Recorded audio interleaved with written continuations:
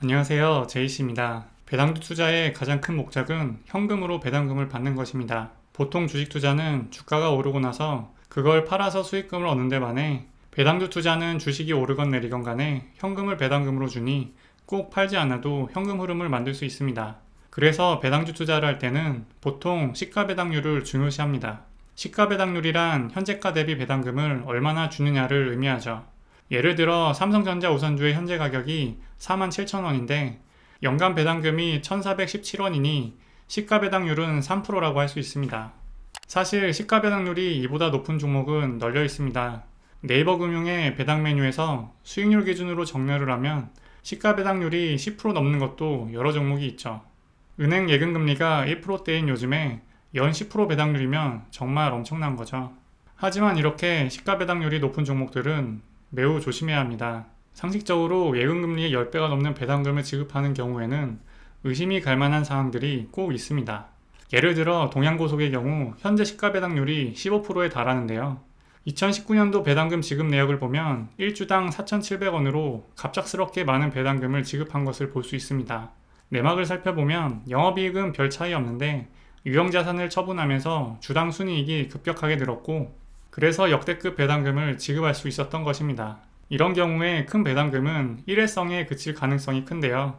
게다가 올해 1분기에 적자까지 기록했으니 내년에도 이 정도 배당금을 받을 가능성은 더 낮아지겠죠. 따라서 무턱대고 작년 배당금을 기준으로 시가 배당률이 높다고 덤벼들면 후회할 가능성이 큽니다. 다음으로 시가 배당률이 높은 두산을 볼까요? 두산도 13%대에 달하는 높은 시가 배당률을 보여주고 있는데요. 게다가 10년 넘는 오랜 기간 동안 배당금을 줄이지 않고 계속 증가시켜 오고 있었습니다. 배당금 지급만 보면 아주 모범적인 배당주라고 할 수 있죠. 그런데 이익을 보면 굉장히 불안한 모습을 보이고 있습니다. 큰 손실이 발생하여 돈도 못 버는데 배당금을 지급하는 상황이 계속 벌어지고 있죠. 이익 대비 지급하는 배당금 비율을 배당 성향이라고 하는데 이게 100%를 넘는 경우가 빈번합니다. 돈을 못 버는데 배당금을 현금으로 줘야 하니 회사 곡간을 계속 털어먹어야 하죠. 결국 기업에 쌓인 돈을 배당금으로 내주다 보니 순자산은 점점 감소하게 됩니다. 기업의 순자산이 점점 줄어들면 가치가 점점 줄어들게 되고 주가는 보나마나 하락하게 되겠죠.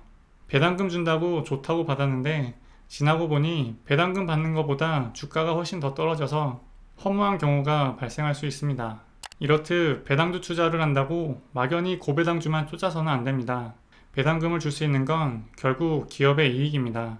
이익이 따르지 않는 고배당은 사상 누각에 불과하죠. 따라서 배당주 투자를 하더라도 기업의 성장성 아니면 최소한 안정성을 확인해야 합니다. 돈을 잘 버는 기업이거나 최소한 돈을 버는 게 유지는 돼야 한다는 거죠. 기업의 목적은 첫째도 이익, 둘째도 이익이라는 것을 잊지 마시기 바랍니다. 그리고 우리의 주식 투자 행위는 그 이익을 잘 쫓아가냐 못하냐로 성과가 극명하게 갈린다는 것을 기억하시기 바랍니다. 그럼 오늘 영상 봐주셔서 감사하고 다음에 또 만나요.